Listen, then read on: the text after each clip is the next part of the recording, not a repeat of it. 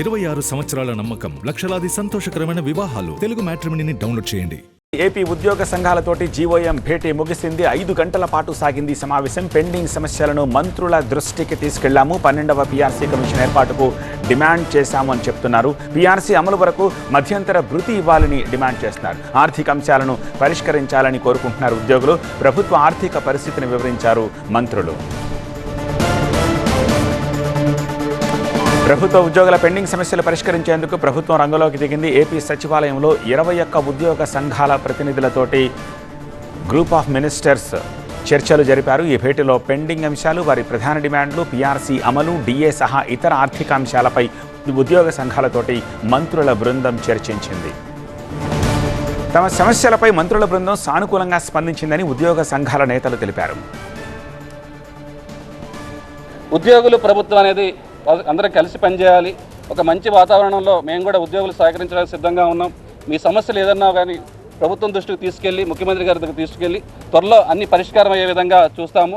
మీరందరూ కూడా రాష్ట్రాభివృద్ధి కోసం అందరూ కలిసిమెలిసి మనం పనిచేయాలని కోరడం జరిగింది. ముఖ్యమంత్రి గారితో చర్చి నిర్ణయం తీసుకోవడం అయింది. ఏదో పీఎం విజిట్ ఉండటం వల్ల ముఖ్యమంత్రి గారి షెడ్యూల్ బిజీగా ఉంది. పీఎం గారి మీటింగ్ అయిపోయిన తర్వాత ఫస్ట్ వీక్లో ఒకసారి ముఖ్యమంత్రి గారు చర్చించి తర్వాత ఏదైనా ఇష్యూస్ గురించి మళ్ళీ మాట్లాడతామని చెప్పారు. తెలంగాణలో 3 ఏళ్లుగా పీఆర్సీ వేసి ఐఆర్ ఇస్తున్నారని గుర్తు చేశారు AP JAC Amaravati chairman Bopparaju Venkateswarlu. కొత్త ప్రభుత్వానికి తాము 2 ఏళ్ల సమయం ఇచ్చామని, ఇకపై సమయం ఇచ్చే అవకాశం లేదని స్పష్టం చేశారు. పీఆర్సీ ప్రకటించకపోతే ఊరుకోమని హెచ్చరించారు. రాష్ట్ర ఆర్థిక పరిస్థితి ఉద్యోగులకు జీతాలు ఇవ్వలేని స్థాయిలో ఏమీ లేదని, కేవలం తమ జీతాల విషయానికి ఆర్థిక పరిస్థితులను సాకుగా చూపితే అంగీకరించేది లేదని ఆయన తేల్చి చెప్పారు.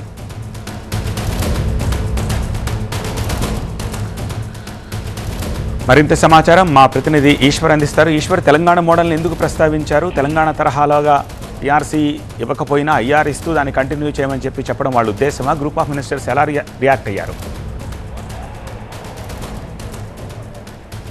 రాష్ట్ర విభజన తర్వాత కామన్గా తెలంగాణలో ఏదైనా ఉద్యోగులకు సానుకూలమైన నిర్ణయం తీసుకుంటే దాన్ని ఆంధ్రప్రదేశ్లో అమలు చేయాలంటూ పెద్ద ఎత్తున డిమాండ్ వస్తుంది. ఇక్కడ తీసుకున్న దానికి కూడా వైస్ వర్స అక్కడ కూడా ఆ డిమాండ్ వస్తుంది. మొదట్లో కూడా పీఆర్సీకి సంబంధించి తెలంగాణ దాదాపుగా 45% అక్కడ హైక్ చేసిన సందర్భంలో కూడా ఆంధ్రప్రదేశ్లో కూడా అంతే చేయాల్సి వచ్చిన సందర్భం మనందరికీ గుర్తే ఉంటుంది. కానీ రాష్ట్ర విభజన సందర్భంలో అప్పట్లో రాష్ట్ర ఆర్థిక పరిస్థితుల నేపథ్యంలో తీవ్ర ఇబ్బందులు ఉన్నప్పటికీ కూడా తెలంగాణ నిర్ణయం తీసుకుంది కాబట్టి ఆంధ్రప్రదేశ్ కూడా తీసుకోక తప్పని పరిస్థితి వచ్చింది. ఆ తర్వాత మరీ ఎక్కువగా ఇచ్చారంటూ వైఎస్ఆర్ కాంగ్రెస్ పార్టీ దాన్ని రేషనలైజ్ చేసిన నేపథ్యం కూడా మనకి కనిపించిన పరిస్థితులు గతంలో ఉన్నాయి. సో ఈరోజు దాదాపుగా 5 గంటలుగా చర్చలు జరిగాయి. 2023 జూలైలో పీఆర్సీ తెలంగాణ వేసింది. అంటే అప్పటికి పీఆర్సీ ప్రతి 5 సంవత్సరాలకు ఒకసారి పెరుగుతున్న జీవన ప్రమాణాల నేపథ్యంలో వాళ్ళకి రివైజ్ చేయాల్సిన అవసరం ఉంటుంది.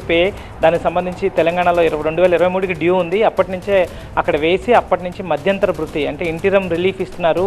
సో ఇక్కడ అట్లాంటిది ఇవ్వకపోవడం వల్ల 3 ఇయర్స్గా మేము నష్టపోతున్నాం. కానీ రాష్ట్ర ఆర్థిక పరిస్థితి బాగలేదనే ఉద్దేశంతో మేము 2 సంవత్సరాల టయాన్ని ప్రభుత్వానికి ఇచ్చాం. కానీ ప్రభుత్వం ఆ దిశగా ఆలోచించట్లేదు. కేవలం ఆర్థిక కారణాలు సాగ్గా చూపి మిగతా అన్ని పనులు చేసుకుంటుంది. కానీ ఉద్యోగుల జీవితాలు ఇష్యూ వచ్చేసరికి ఆ టైం వాళ్ళు ఆర్థిక పరిస్థితులు చూపిస్తున్నారు. కానీ ఇందుకు అంగీకరించే ప్రసక్తి లేదు. ఎందుకంటే మాకు కూడా ఇన్ఫ్లేషన్ ఎదుర్కొంటున్నాం.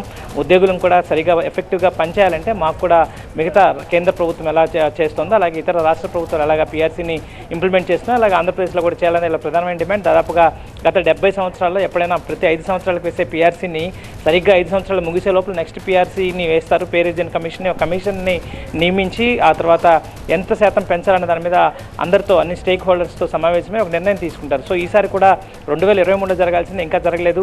ఈరోజు 5 గంటల పాటు సుదీర్ఘంగా సమావేశం జరిగింది. సమావేశానికి లోపలికి వెళ్లే ముందు అమరావతి జేఏసీ కావచ్చు లేకపోతే మిగతా ఎన్జిఓలు కూడా చెప్పింది ఏంటంటే ఎట్టి పరిస్థితుల్లో పీఆర్సీని ప్రకటించకపోతే చర్చల నుంచి నిష్క్రమించామని చెప్పి వెళ్ళారు. కానీ ఇప్పుడు వచ్చిన తర్వాత వాళ్ళు ప్రభుత్వం సానుకూలంగా వినింది, సావధానంగా మా సమస్యలన్నింటినీ వినింది. అయితే ముఖ్యమంత్రి దృష్టికి తీసుకెళ్లి వాటిని చర్చించాల్సిన నేపథ్యం ఉంది కాబట్టి ముఖ్యమంత్రి ప్రస్తుతం బిజీగా ఉన్నారు. రేపు ఆగస్టు 1వ తేదీన భోగాపురం ఎయిర్పోర్ట్ ప్రారంభోత్సవానికి ప్రధాని వస్తున్నారు. సో అందరూ ఫోకస్ అంతా దాని మీద ఉంది కాబట్టి ఆ తర్వాత మళ్ళీ ఒకసారి ముఖ్యమంత్రితో చర్చించి మీతో సమావేశం అవుతామని మంత్రుల బృందం చెప్పింది. సో ప్రభుత్వం అయితే మాకు సానుకూలంగా స్పందిస్తుందని అనుకుంటున్నామని చెప్తున్నారు. కొంతమంది కొన్ని సంఘాలు అయితే తీవ్ర అసంతృప్తిని వ్యక్తం చేశారు.